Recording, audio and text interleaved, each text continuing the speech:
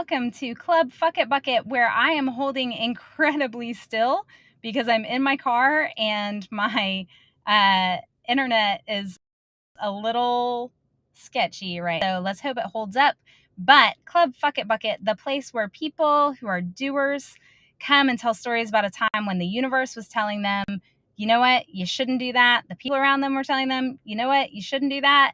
And they just threw up their hands and said, you fuck it. Oh, I forgot to hold still. Fuck it, I'm doing it anyway. And they're going to tell us our stories. Today, I have one of my favorite human hurricanes with me. Tanya, come on out. If you don't know her, you just have to, because you just rolled into my life a few weeks ago, right? And from literally the moment we started talking, I felt like I've known you forever. Like we were separated at birth. It was kind of a weird type of situation. So you do your whole story speaks. I'm so excited to talk a little bit about a couple of times, actually, because this is so on brand for you. When like you're faced with a decision, your gut and trust your heart. So we're so excited to hear it. Oh, and everybody, thanks. Hi, Lauren. Everybody, comment, say hi, tell us. Hi, everybody. Oh, I know. When I met you on LinkedIn, you know, your tagline, my favorite word is "fuck it," and it resonated so much, because I remember when I was going, years and years ago, when I was going through coaching training and taking classes, one of the instructors came up to me and like put her hands on my cheeks and said, "What the fuck are you waiting for?" Right. And so that's been on my mirror, and it's on my cell phone, and I need a tattoo that says like, yes, what the fuck are you waiting for? Yeah. That's amazing. Oh, wait, I promised you we would play a game. Do we have time to play a quick game before we get started? Sure. Okay. I made this game up. It's called the fuck game. So I'm going to give you an emotion, and you're going to say the word fuck using that emotion. So for instance, angry, you would be like, fuck. Right? Okay. Okay. Happy. Fuck. Sad. Fuck. My kids are probably, if they're watching, they're rolling their eyes. I know. Exuberance.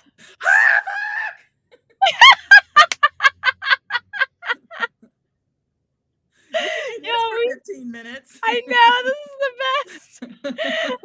All right, last one. On the line with Verizon customer service. Oh, fuck.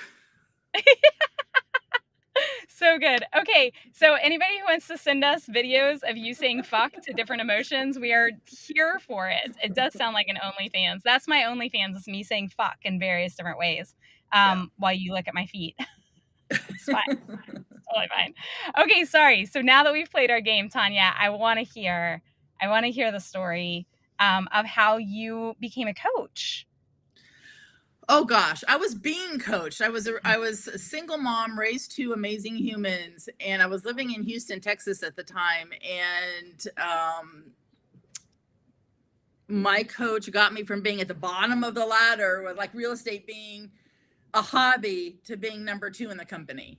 Super successful, had a great team, didn't quite make it to number 1. I'm super competitive, so trying to make it to number 1 in the company. And then my kids all of a sudden grew up, and they're going to college in California, because that's where we're from. So I've got one in Pepperdine, one at University of San Diego. And I'm like, what am I doing here in Houston? So my coach is like, oh, well, we'd recruit you in to be a coach. We train you. And we're in Carlsbad, California. I'm like, okay, I'm in. Amazing. So seriously, took a huge pay cut, made like a quarter of what I was making in real estate. However, one of my top values is connection and family, and being near my daughters and the rest of my family being in California. They gave me 2 weeks to move, and I moved. That's amazing. So that's years ago. My soul sister. Okay. Yeah. All right. And Oh, yay. Hi, cuz. So Thomas Gray, not really my cousin, but we're from the same place in Kentucky. And so we Yay. assume that there must be some relation there. All right. So tell us about, because so that's where you started coaching. Yep. But then you were working for a Yep. company. Yes. And you're not working for a company now. No. What changed? What happened? So fast forward quite a few years, I'm an internal coach and I'm coaching 91 people. And so that's an average between 12 to 14 coach calls a day. And they keep asking, hey, we need you to take more clients. We need you to take more clients. And without, dishing them specifically, it just became drive-through coaching. It came, right. We can't take time off because we don't have ways to cover your coach calls. So no vacation time, just really poor leadership, just crap leadership. I mean, it was really fucked up. And so I'm going to use that word today. It was just really fucked up and not feeling valued, not feeling honored, going through COVID, exhausted at the end. And I remember, I'll give you one example, talk about mental health. 2 years of doing this, living alone in my four walls in my home in California. And I was going crazy. It's like this, and my coach, I believe in coaching wholeheartedly. It's like, Tanya, go somewhere, go coach somewhere. So I treated myself to a really great place on the ocean. It was like $400 a night, but literally my room is on the beach.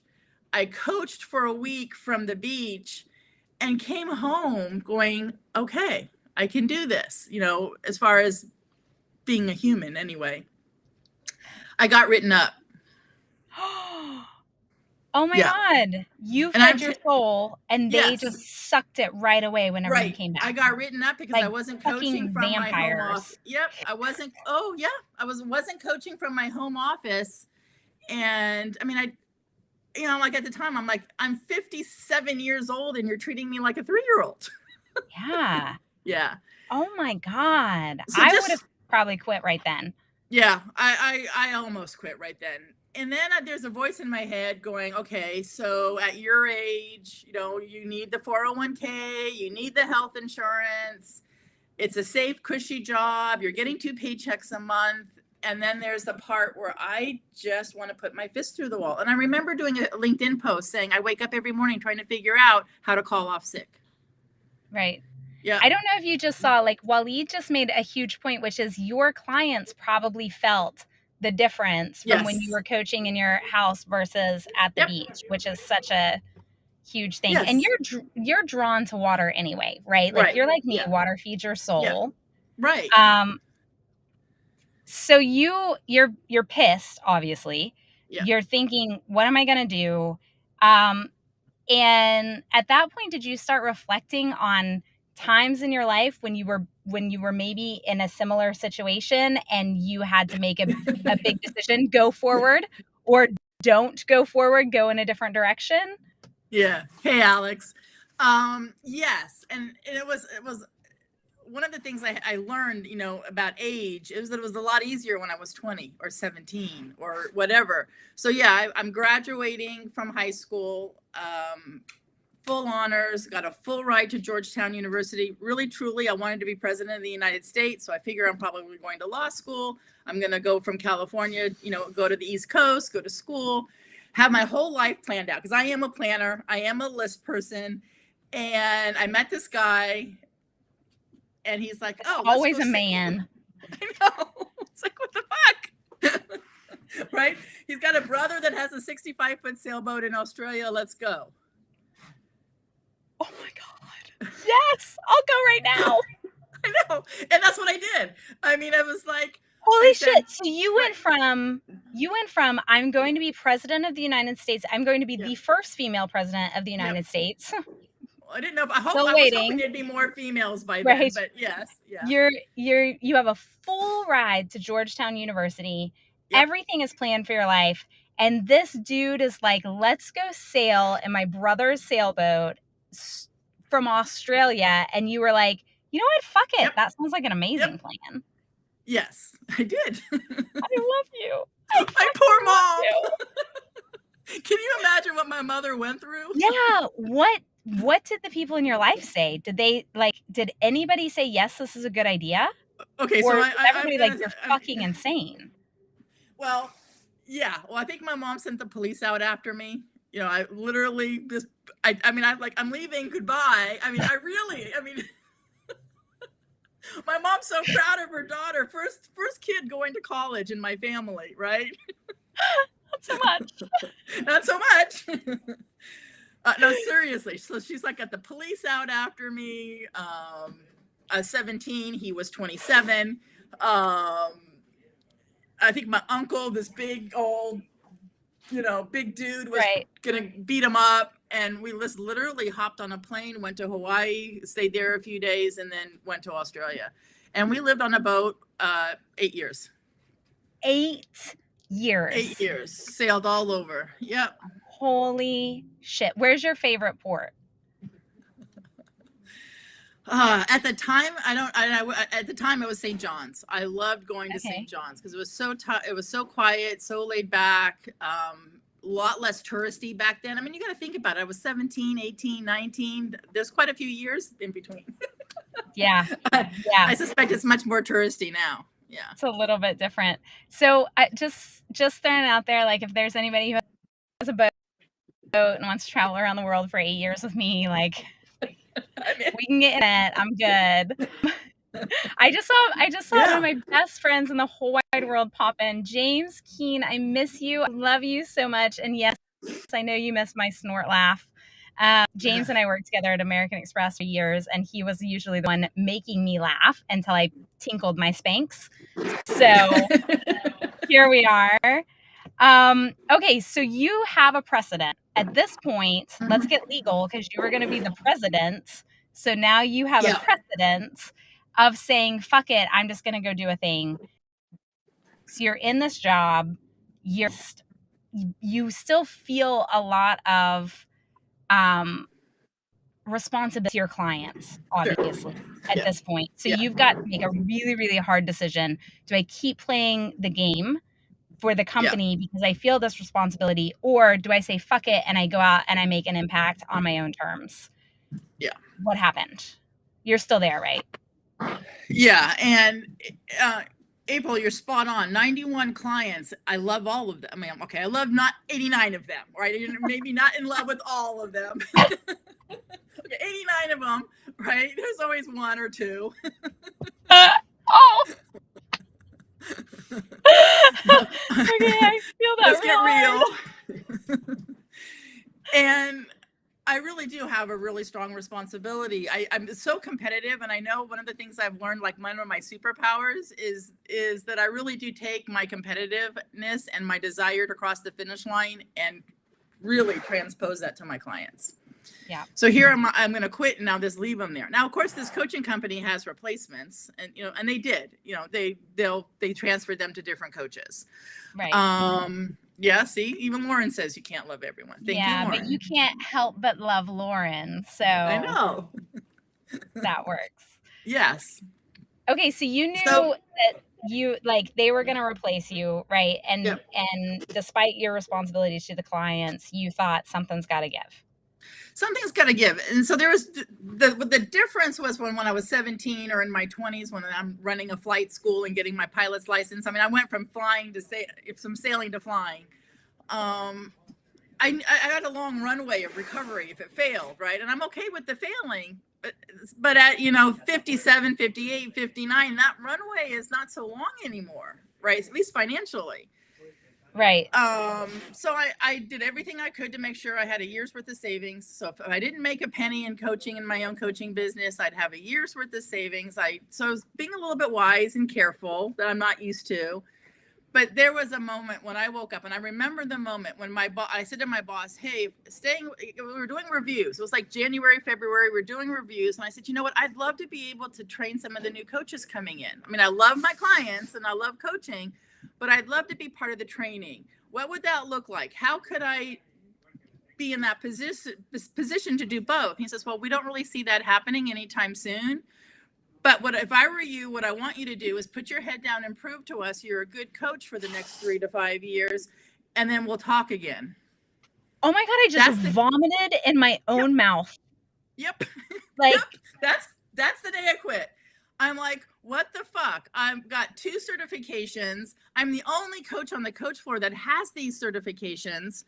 And I've got to prove to this ass that I'm a good coach for the next 3 to 5 years. I've got like there's 72 coaches and they rank us. I was ranked 4th on the coach floor. So I've got to prove to this ass for the next 3 to 5 years that I'm a good coach. And then they'll see about me being in the training department. I quit that day. That was it. Yeah. That was it. Yep. Done. That is amazing. So now you are coaching, you take on private clients. Yep. When you're coaching clients, what is your focus for them? Like what are you? Yeah, pound sand. That's James King saying. Yes. Pound sand. He used to actually tell our clients that, which is hilarious. Yep. So just tell us. We're actually at time, but I'm so fascinated by your life. What is it that you focus on with your clients? What do they come out of? Like, how do they progress in their time with you? It's really listening to what they want. So if I've got an executive who wants that next promotion and he keeps getting reviews saying, hey, these are the leadership skills we're not seeing, right? Then I can't promise, but if they do the work, they're going to get that promotion next time. Yeah. I coach a lot of business owners. What do they want? What are they afraid of? What's stopping them? And getting them to cross that finish line. And then what's next? Because we cross the finish line, there's going to be another one, right? That's the thing about growth that like kind of pisses me off, right? As I work so hard to grow and then I hit the goal and all of a sudden I look up and I'm like, well, fuck. Now what? Growing. You can't just stay here, right? Like you have to keep doing it. It's never ending. There's not a vacation from it or anything, which sucks a little bit, but also super fun. You're going to celebrate a little bit. I'm going to coach you here a little bit. We do need to stop and celebrate. I mean, I buy myself plane tickets, right? So I'm headed to the Canary Islands in a couple of weeks to fuck off. So we're good, but even that's going to involve growth, right? Like I'm going surfing and I'm going to learn. So there's always something to do. Yeah, I'm so envious about that. Oh, it's going to be amazing. So Tanya, tell everybody, how did they find you? How do they connect with you? And now remember at the beginning when I said, if you don't know Tanya, you should, because you're going to fall in love with her and she is a hurricane human. Now you know why. So connect with her. Where do they find you, Tanya? Well, they can find me on LinkedIn, Tanya Bugby. They can find me on Facebook. Same thing, Tanya Bugby. I'm easy. I'm out there on social media. Direct message me. I'll respond. Perfect. Promise. All right, y'all. You heard it here. Tanya Bugby. She's easy, but she isn't cheap. So I don't know if I'm easy either. I'm pretty hard on my clients. Yeah, that's all right. That's all right. Okay. Tanya, thank you so much for joining us. You're just a light in my life. I'm so glad that I think actually our amazing, my amazing producer, your amazing coach for lives, Chris Hennessy, is who brought us together. So I will always be thankful for him. Chris knows all the best people, which is awesome. So thank you so much. Y'all, if you want to be a guest on Club Fuck It Bucket, please hit me up in my DMs or respond to the post that I put out today. Keep watching. We love you all. We hope you have an amazing weekend, and we will see you next week with a guest host and a surprise guest, because it's still a surprise to me. Thanks for listening. Yeah.